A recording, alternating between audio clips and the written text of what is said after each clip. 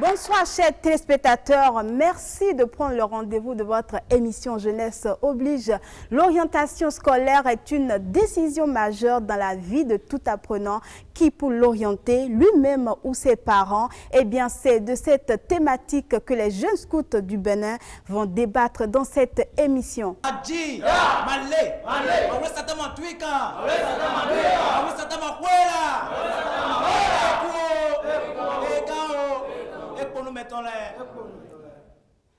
Merci à vous, chers amis. Ce n'est pas moi qui vais conduire les discussions. Je vais inviter sur ce plateau une jeune scout.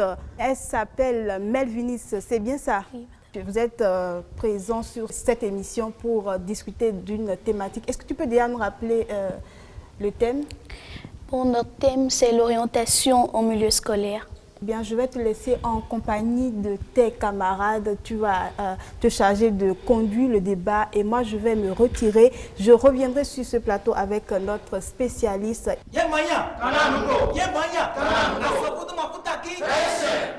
Bon, comme nous l'avons dit tantôt, nous allons débattre sur le thème l'orientation en milieu scolaire. À ma droite, nous avons le groupe des enfants. Et à ma gauche, le groupe des parents. Nous allons voir si l'orientation de l'enfant au milieu scolaire revient aux parents ou aux enfants. Nous allons commencer d'abord par le groupe des enfants qui vont nous dire pourquoi l'orientation revient aux enfants. Moi, c'est Boko Achille, je suis en classe de première B au cours du système scolaire. Bon, d'abord, l'orientation scolaire peut se faire par l'enfant, puisqu'il est appelé lui-même à être parent. Donc, il sera chargé lui-même de prendre des décisions propres à lui-même. Et donc, le fait de laisser les parents orienter la vie des enfants peut avoir des répercussions sur l'enfant à court terme ou à long terme. Eh bien, si l'enfant fait son choix, il peut s'approcher de ses parents et leur demander de l'aider à trouver les avantages, les répercussions et les inconvénients que ce choix peut avoir sur lui. Donc, merci beaucoup. Je passe la parole au groupe des parents. Bonsoir, Melvinis. Bonsoir. Ici, c'est Kouliho Joès, élève en terminale à Ossevier, sous Léry. D'abord, je veux commencer en disant à M. Achille que, avant tout, avant d'être enfant, c'est le père qui a voulu. Donc, la grande responsabilité appartient aux parents. Un père ne peut jamais prodiguer quelque chose qui est mal à son enfant, jamais. Donc, c'est au père, pour ne pas dire aux parents, d'imposer, pas quelque chose, de choisir, je vais dire, de choisir la voie à suivre à son enfant. Donc, il disait que c'est à l'enfant de choisir de venir faire part aux parents. Non, non, non. Il doit laisser le père, ses parents, lui faire part de leur choix. Et c'est là il peut contester et dire que non, ceci ne m'arrange pas, cela ne m'arrange pas. C'est ce que je veux rectifier. Ok. Êtes-vous d'accord avec ce qu'il avance? Vous dites que les parents sont choisis pour nous. Les parents sont nos défenseurs et qu'ils sont bien placés pour nous faire les choix. Mais ils auraient beau nous faire les choix. Si nous ne sommes pas motivés et déterminés à le faire, on ne peut pas poursuivre ce qu'ils nous ont imposé. Tôt ou tard, on ne donnera pas la volonté, notre propre volonté à le faire. Donc moi, je crois que les enfants aussi ont le droit de choisir leurs orientations. Bon, est-ce que les enfants doivent choisir et les parents doivent le suivre ou les enfants doivent choisir et les parents se taisent? Ici, c'est Timothée Hueto, membre du scoutisme. Pour les parents au niveau des élèves, les parents peuvent choisir une série à leurs enfants. Une série. Et il y a certains enfants qui suivent leurs camarades en se choisissant des séries sans savoir les inconvénients qui les suivent. Et comme par exemple, la personne a eu son BPC en MC. Et toi, tu as pour ML. Maintenant, l'autre décide d'aller poursuivre l'étude technique, c'est-à-dire au lycée. Comme il a choisi d'aller continuer ses études au lycée, toi-même, tu décides de suivre l'autre. Or, tu n'es pas un scientifique. Tu n'es pas censé sur les apprentissages de la science. Là, les parents ont une obligation d'imposer une série à son enfant. Parce que tu ne peux pas dire que l'autre a choisi de faire quelque chose sans le savoir et poursuivre la personne. Oui. Un autre exemple. L'autre décide d'aller faire la maçonnerie au lycée. Toi qui as fait la littérature et comme tu as eu le BPC comme l'autre, tu décides d'aller faire la maçonnerie comme l'autre. Or là-bas, il y a calcul.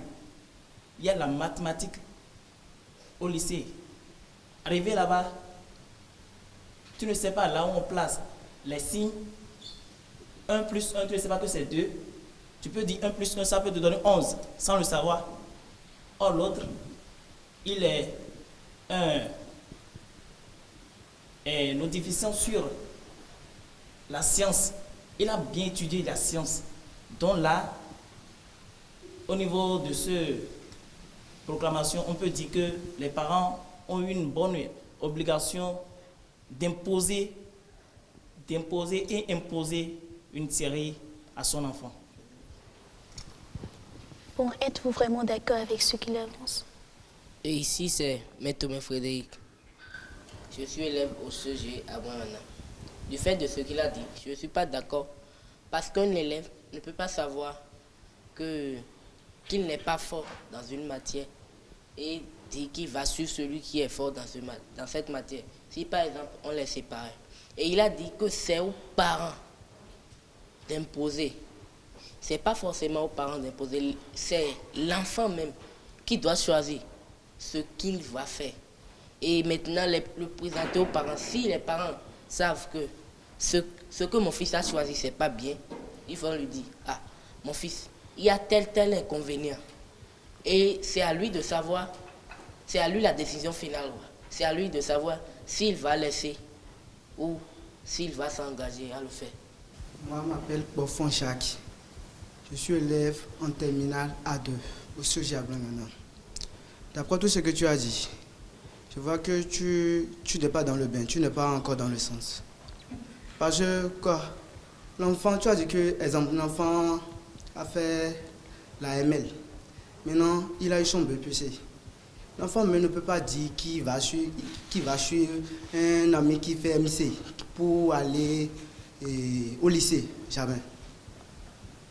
J'ai fait la ML. Non, c'est ML que je dois continuer. Tu as fait ML, c'est quoi? Allemand ou espagnol. L'autre, c'est PCT puis la mathématique. Tu as le BPC-ML. Comment toi, même l'enfant, non. Le problème est quoi? Si tu pouvais dire que l'enfant ne travaille pas, l'enfant ne travaille pas. C'est aux parents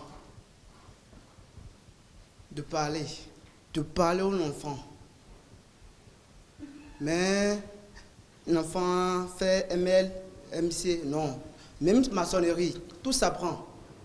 On ne se lève pas un jour et on commence pas à faire quelque chose. Même si on le met à un apprentissage, on va l'apprendre. Ah, aujourd'hui, c'est comme ça on fait. C'est comme ça on gâte le matériel. C'est ici on fait. C'est cela, c'est ici. Petit à petit. Comme on dit, c'est petit à petit que l'oiseau fait son nid. C'est un peu ça. Merci. Merci beaucoup. Bon, comme on le dit souvent, les parents ont le devoir de suivre leurs enfants à la maison. Mais de nos jours, on constate que les parents livrent les enfants à eux-mêmes et ils doivent se suivre eux-mêmes. Ils n'ont aucun suivi à la maison. Bon, Est-ce que tout ça, c'est normal? Ok, et avant d'aborder ce que tu nous demandes comme question, j'aimerais revenir sur les propos de mon frère. On dirait que c'est toi qui as mal compris les propos de Timothée. Parce que il dit qu'un enfant a eu le BBC ML et qui veut suivre quelqu'un qui a eu le BPMC. Il n'a pas mal parlé. De nos jours, ça se voit. Il y a des enfants comme ça. Parce qu'il est très attaché à son camarade ou bien il y a quelque chose à gagner dedans. Il dit, quoi que ce soit, c'est lui qui va suivre. Mais reconnais avec moi que là, c'est le rôle du père ou bien de la mère de lui dire non. Avec ce que tu as eu comme note au BBC, tu es fort dans tel domaine, tu ne peux pas aller faire la maçonnerie. C'est toi qui as mal interprété les propos de mon frère. Maintenant, je vais sur la question que tu nous poses. Que les parents ne suivent pas les enfants à la maison. Ok. J'aimerais vous présenter un cas. C'est le cas d'un enfant, peut-être, qui a perdu très tôt son père. Donc, c'est seule la mère qui a le devoir de le surveiller matin, midi, soir. Or, ils ont déjà, la maman a déjà 5 enfants qui doit nourrir. Elle ne peut pas rester à la maison et dire que, bon, du matin au soir, elle va suivre Tony. Non, elle doit aller quelque part, aller chercher l'argent, elle est venue nourrir. L'enfant conscient, c'est pas quand sa maman sort de la maison, lui-même doit sortir, il dit qu'il va aller jouer au ballon et vite revenir avant que sa maman le vienne.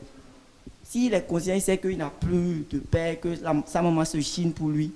Il a le minimum qu'il doit faire là, c'est d'étudier. Il ne peut pas dire que ma maman n'est pas à la maison, donc maman ne suit pas. Ça, c'est un faux problème. C'est que l'enfant là est destiné à ne pas évoluer dans sa vie. Donc, laissez ce côté-là. Ce que moi, je veux faire comprendre, au niveau des choix là, c'est le père ou bien la mère. Les parents doivent exiger à leurs enfants ce qu'ils doivent faire dans l'avenir. Sinon, quand ça va casser là-haut là, c'est la honte familiale. C'est ce qu'il faut comprendre. Bon, êtes-vous d'accord avec ce qu'il vient de dire? Non, moi je ne suis pas d'accord. Bon, prenons l'exemple d'un enfant qui a rêvé de devenir un médecin et que ses parents l'ont imposé le fait de devenir avocat. Supposons, ou bien croyez-vous que cet enfant, même en étant avocat, sera performant dans le domaine pour exercer ce métier qu'il a appris? Forcément, non. Donc, le choix est aux enfants et maintenant c'est à l'enfant de parler à ses parents et aux parents maintenant de voir les inconvénients que ce choix qu'il a fait ont. Et bien là maintenant, c'est pas le fait d'imposer à l'enfant de faire ça, c'est pas dans ça l'enfant va réussir dans sa vie, non. Ok. Tu parles d'un enfant qui rêve de devenir médecin et que son père lui impose le choix de devenir avocat. Aujourd'hui, là, dans le monde où on est actuellement, là, c'est pas j'ai des diplômes par-ci, par-là qui comptent. Après les diplômes, là, il faut auto-s'employer. Tu ne peux pas avoir des diplômes et à chaque matin, c'est le père qui doit te donner encore de petits déjeuners, 200, 120, agents de taxi moto.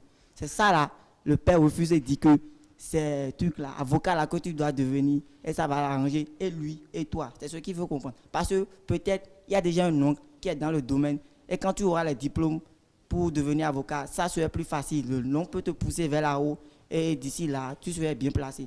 Donc, toi qui dis que tu veux devenir ingénieur ou bien quoi, médecin, voilà, aujourd'hui, tu as les diplômes, tu as les capacités de devenir médecin. Or, tu n'as personne là-haut là pour te propulser. Tu serais là à tourner. Or, et tu as la charge de tes parents à 23 ans, 25 ans.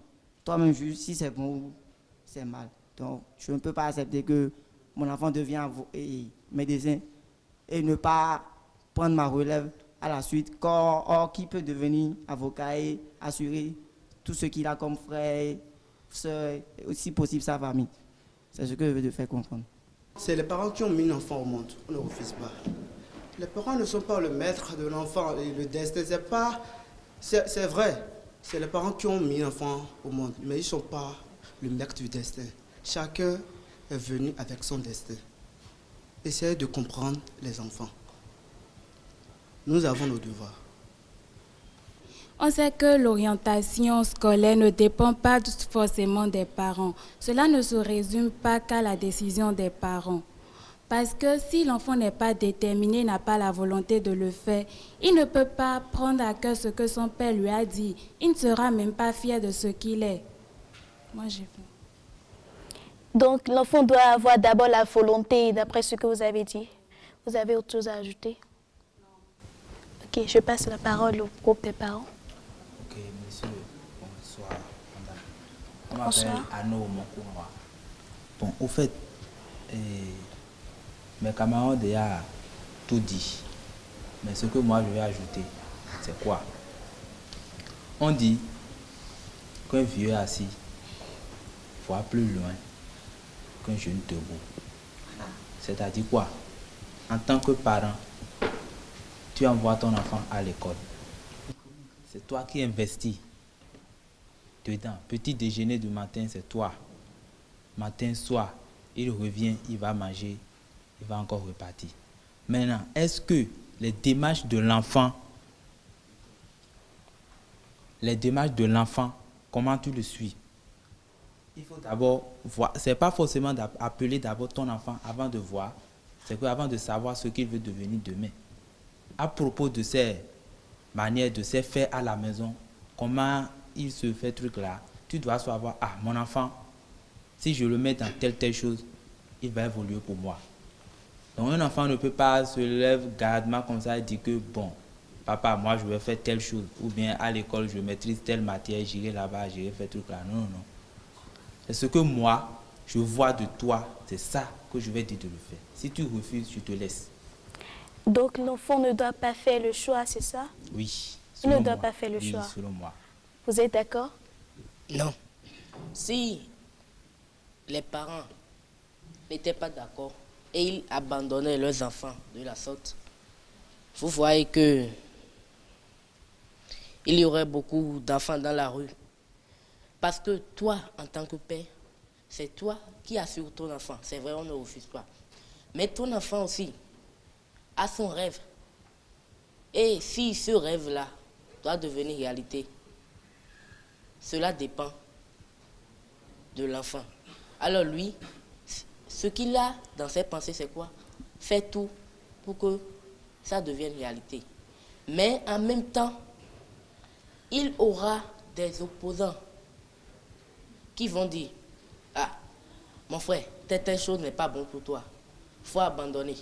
Mais quand lui sait que c'est ça qu'il veut faire, et il s'efforce, juste au point où il devient la chose et que ça aide tout le monde, là, chacun va comprendre que, ah, ce que mon enfant voulait, c'était bien. Et c'est aux parents maintenant de laisser leurs enfants faire le choix et voir ce que ça donne. Il faut voir l'expérience d'abord. C'est ce que moi, j'ai à dire. Vous avez autre chose à ajouter? Moi, je m'appelle Eris. Lorsque le père impose le métier à son enfant, lorsque l'enfant n'est pas heureux et il continue à faire ça, il aura des difficultés par-ci, par-là.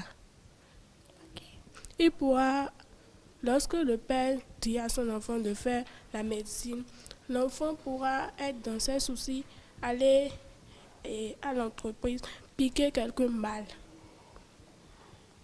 Ok.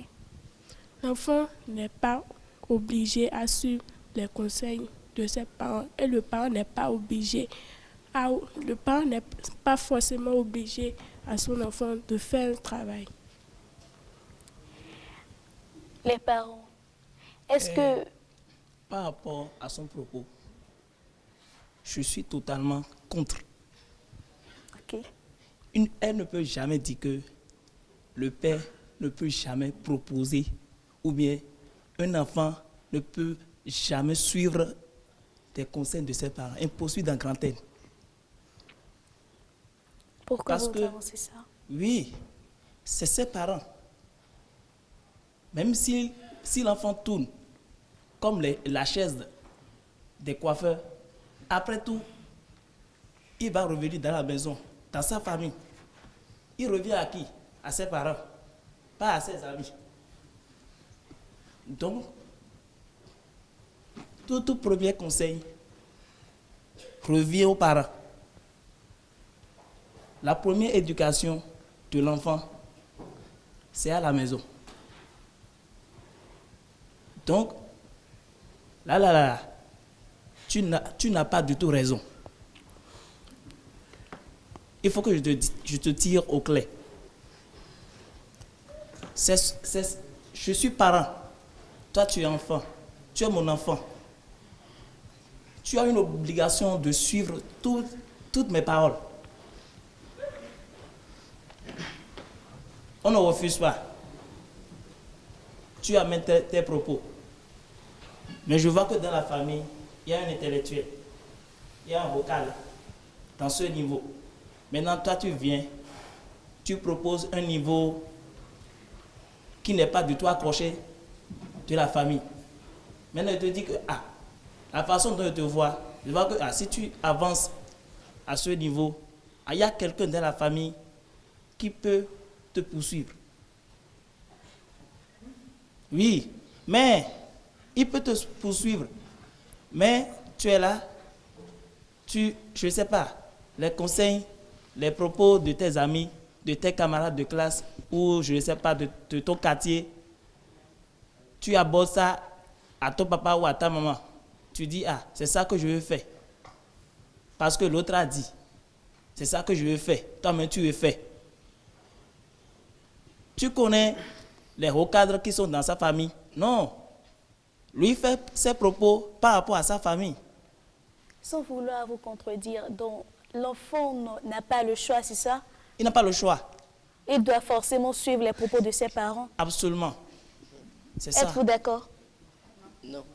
Avant que le rocade qui était dans leur famille, là, peut-être, disons, ils n'avaient pas l'argent.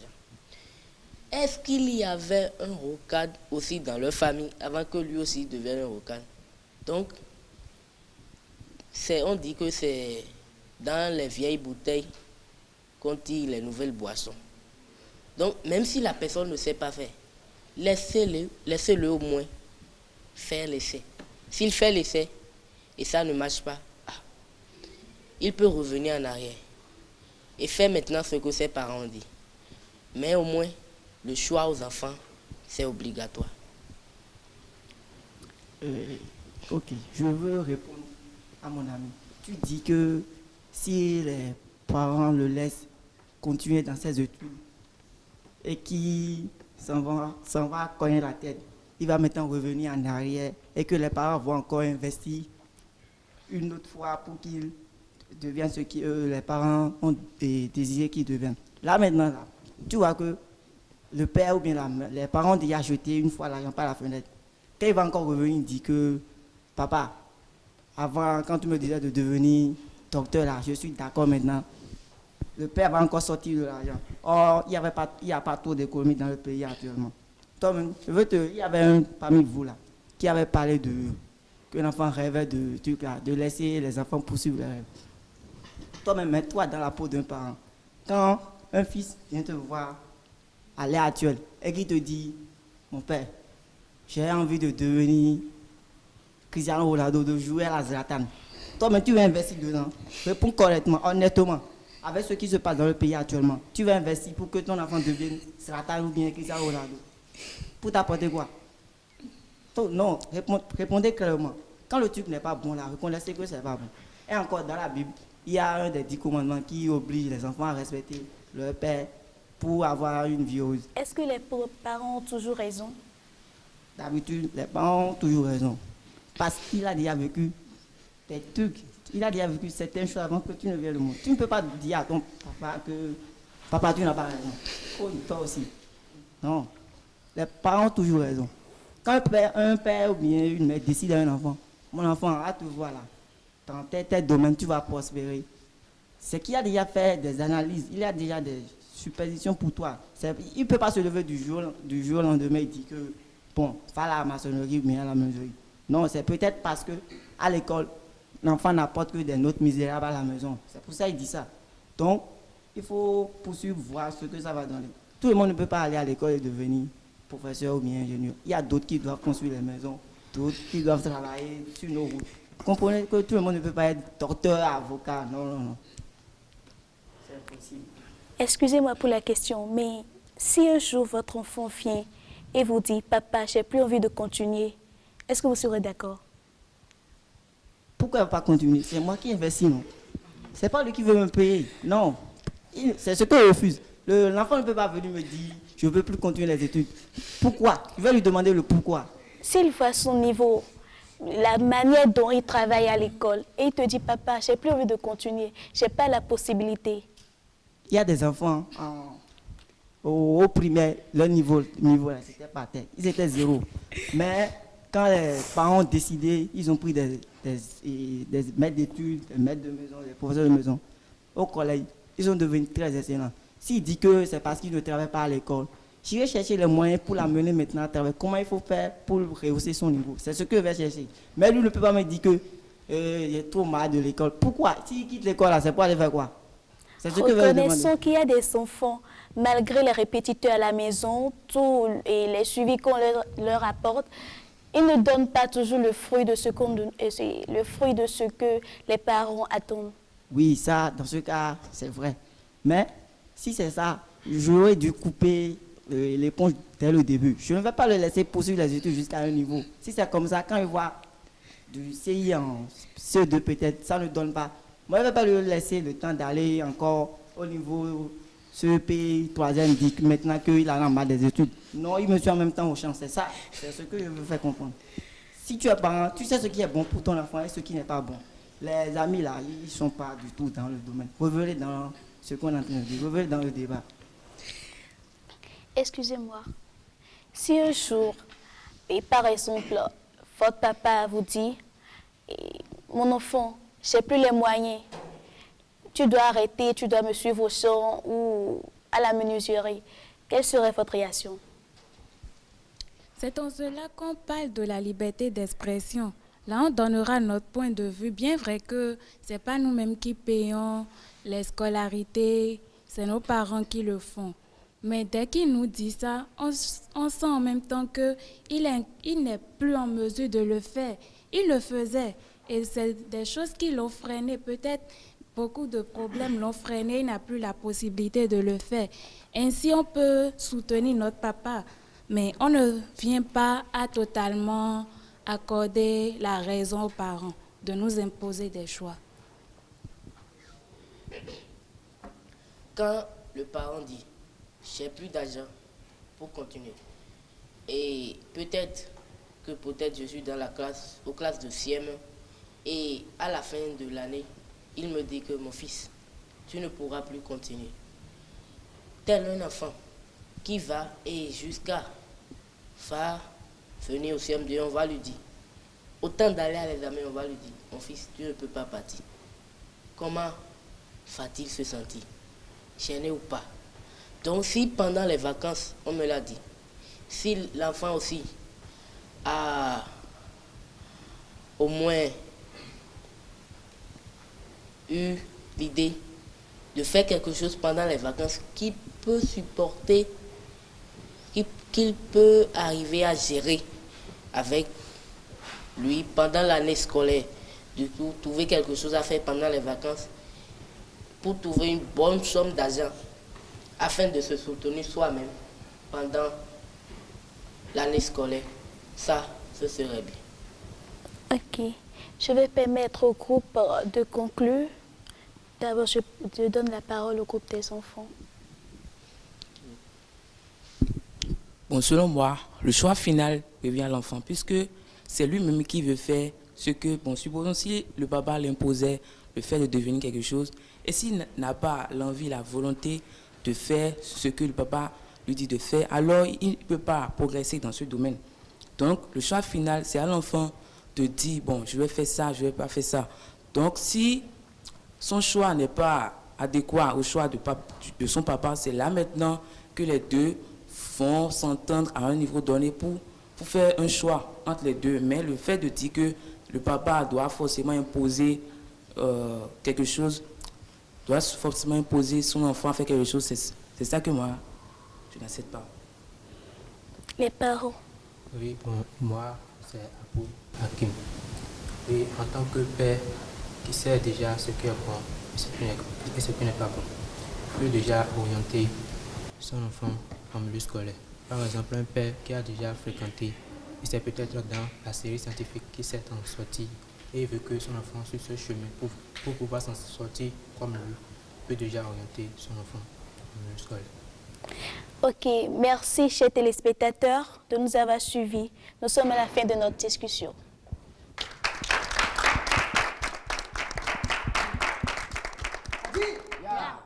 Merci à vous, chers amis. Merci pour votre participation. Eh bien, à présent, nous allons recevoir sur ce plateau notre invité. Il est professeur de lettres à la retraite.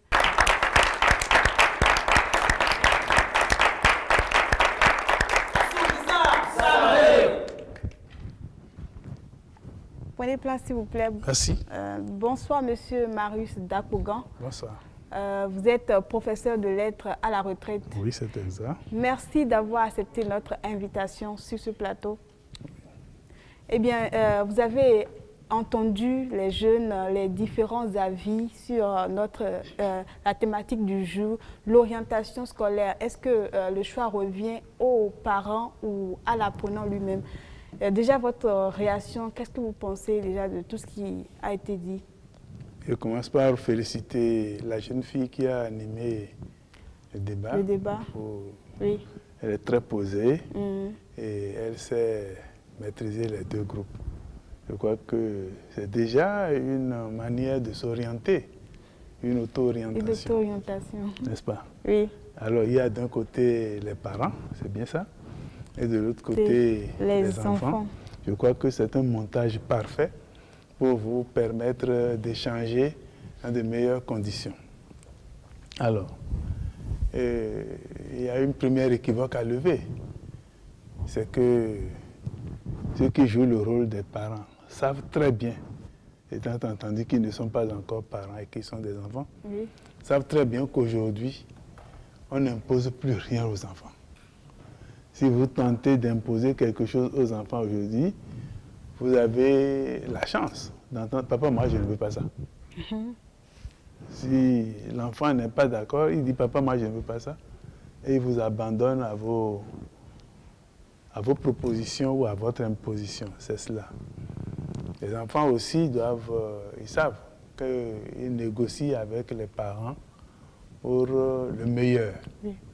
La question de l'orientation, nous en avons parlé tout à l'heure, est toujours la même. Nos choix sont étriqués. Tout le temps, on parle de baccalauréat, licence, master, cadre, haut cadre, haut cadre. Mais ça ne veut rien dire. Ça ne veut rien dire. Il s'agit de savoir ce que chacun peut faire avec son intelligence. L'école est un moyen pour développer l'intelligence à partir des éléments du programme. Une fois que tout cela est bien fait, l'enfant est capable. Maintenant, en ce qui concerne l'orientation, puisque nous devons rester dans le système qui est le nôtre. J'ai vu dans une famille dont j'ai encadré les enfants, 2 jeunes filles, ce sont des mamans maintenant, qui sont sorties toutes les 2 médecins. L'une après l'autre. Et le garçon aîné, lui, il est informaticien. Cela a été programmé par les parents depuis la tendre enfance de leur progéniture.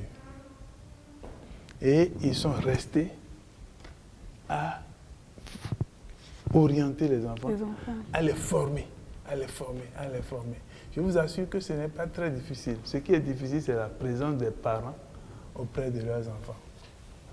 Lorsque, dès le bas âge, l'enfant a été moulé dans la connaissance et la maîtrise de ce qui l'entoure, il lui est très facile, lorsqu'il arrive en classe de 3e, de pouvoir s'orienter facilement.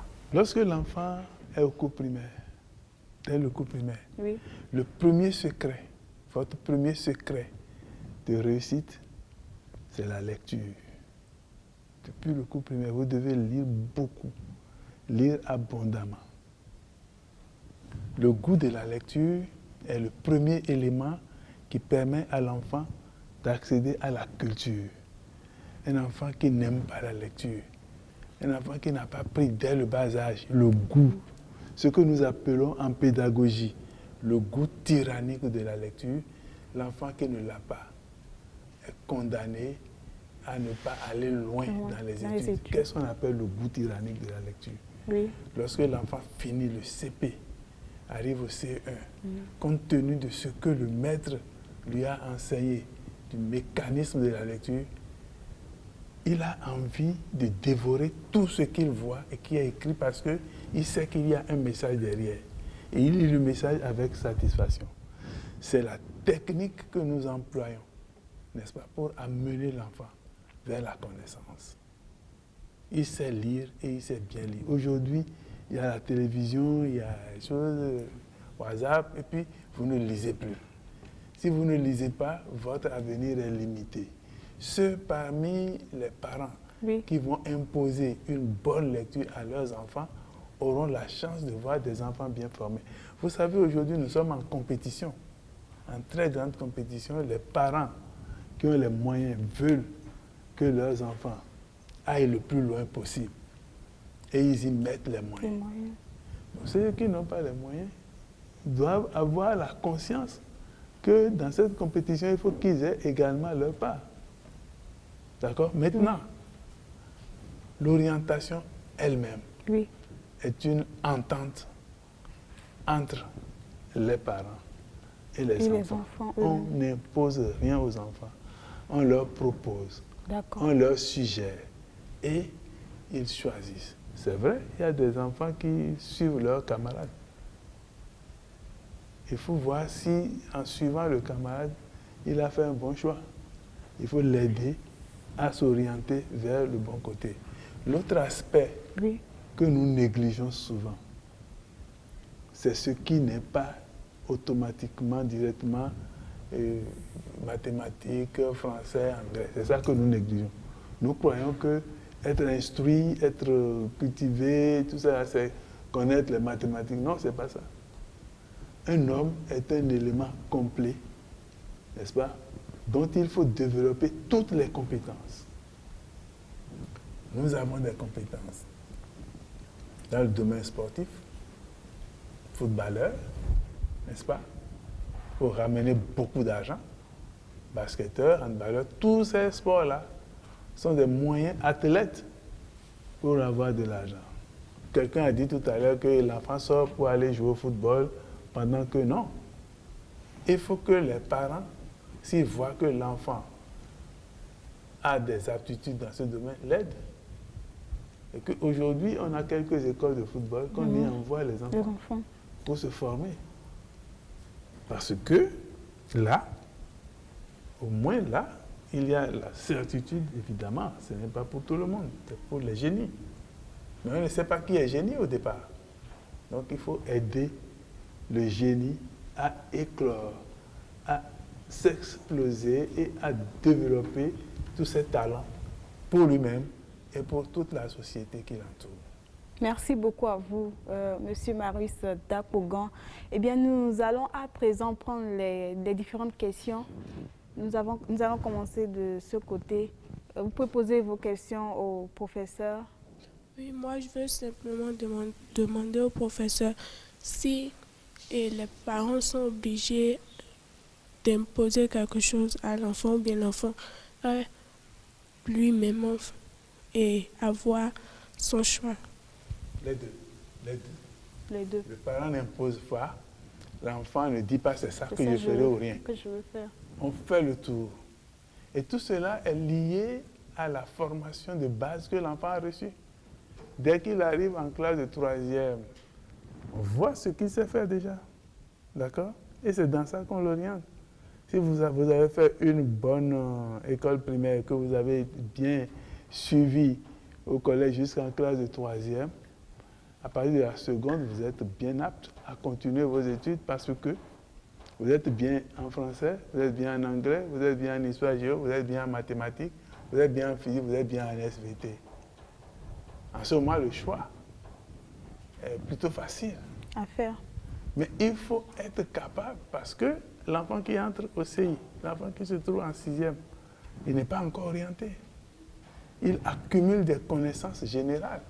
Et il faut que ces connaissances générales soient bien accumulées. Vous avez toujours peur des mathématiques, ce n'est pas votre faute. C'est la faute à vos enseignants. Je ne dirai pas davantage. Ah oui. C'est notre faute parce que l'art de mettre les mathématiques dans la tête des enfants, nous n'avons pas ça. Ah d'accord. Oui, c'est-à-dire, lorsque c'est bien fait, l'enfant découvre et aime. Et aime. Oui, c'est automatique. Est-ce que vous voulez dire que ce n'est pas bien fait? Nous ne faisons pas bien. Nous ne faisons pas bien. Je le dis. Donc il faut... Vous allez constater que de plus en plus, les élèves fuient la série C. Et d'ailleurs, il y a de moins en moins de professeurs pour encadrer les élèves en série C. C'est une plaie. D'accord. Merci à vous, Monsieur Marius Dapogon. Nous allons prendre une question de ce côté aussi. Et s'il arrive, et les parents acceptent la proposition des enfants, et dans les jours suivants, les parents constatent que ça ne va pas, est-ce que les enfants peuvent revenir à la décision Il des n'y aura parents? pas ça. Il n'y aura jamais ça. Il n'y aura jamais ça. Il ne peut pas y avoir. Parce que le choix, c'est déjà fait de lui-même. Depuis que l'enfant est entré à l'école, depuis qu'il a franchi le CM2, depuis qu'il est allé faire le collège jusqu'en classe de troisième, le choix est déjà fait. On connaît ses aptitudes. Et on discute avec lui, mais par rapport à tes notes, par rapport à ce que nous voyons, qu'est-ce que toi-même tu veux faire? Il vous le dira. Mais il ne ratera pas. Vous-même, vous allez voir avec lui, vous allez le conseiller. Maintenant, si éventuellement, pour entrer dans ce qu'il est en train de dire, si éventuellement c'était ça, qu'il rate l'orientation, vous êtes là pour ça. C'est le devoir des parents de revoir et de corriger les erreurs que les enfants auraient commises. D'accord. Voilà. Merci. Merci à vous, monsieur. Nous allons prendre une autre question, toujours de ce côté. Ok. Moi, j'aimerais savoir comment l'enfant et son papa peuvent négocier à propos du choix que l'enfant peut faire. Et pour que ce choix ne soit pas ridiculisé ou bien bafoué. Bafoué par rapport à qui? Par rapport à l'enfant. Qu'il soit mauvais ou quoi? Oui, que le choix soit mauvais. Oui. Il ne peut pas être mauvais. Il faut prendre des dispositions. C'est un enfant, non, qui arrive en classe de troisième. Oui. Il a réussi au BPC. Dans les bonnes conditions.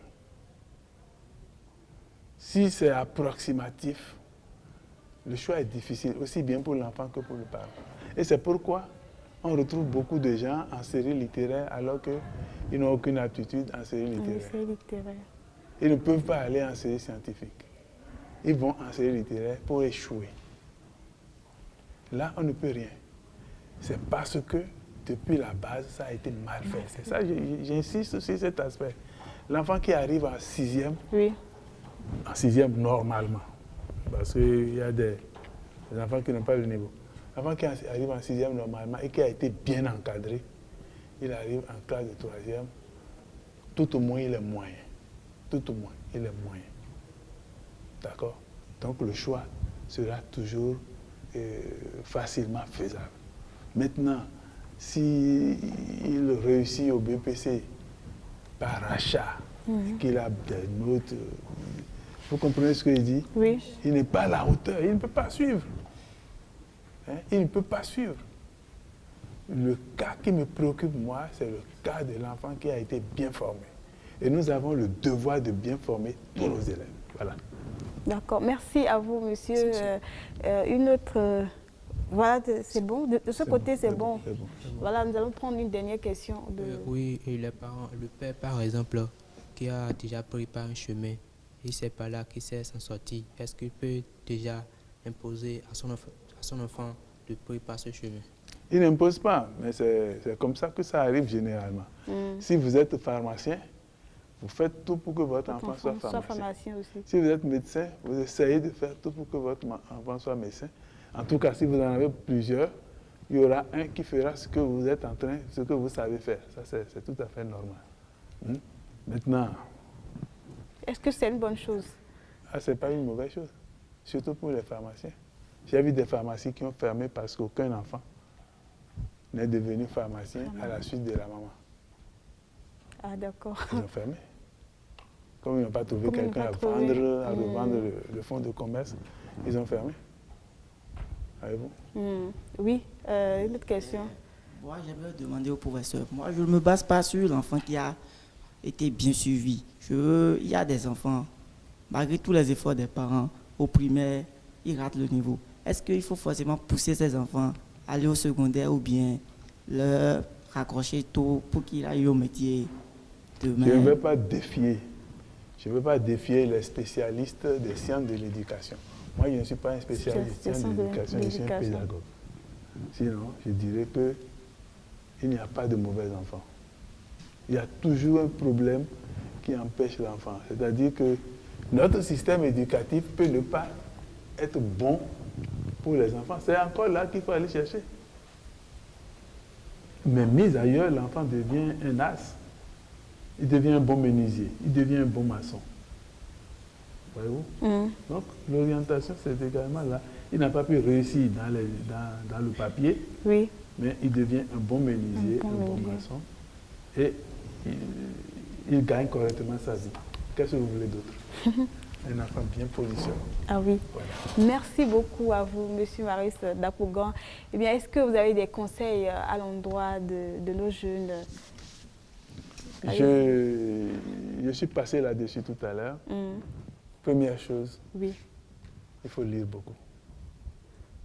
Beaucoup lire. Si vous voulez vous cultiver, si vous voulez aller loin dans les études, vous devez lire beaucoup, énormément. D'accord. Deuxième chose, discipliner. Discipliner. Voilà. Merci. Donc, vous avez entendu M. Marius Dapougan.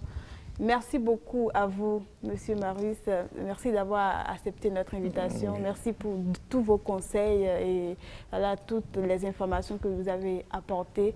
Eh bien, chers téléspectateurs, c'est la fin de notre émission Jeunesse oblige. Merci de l'avoir suivi. Nous vous donnons rendez-vous pour un autre numéro. D'ici là, portez-vous bien.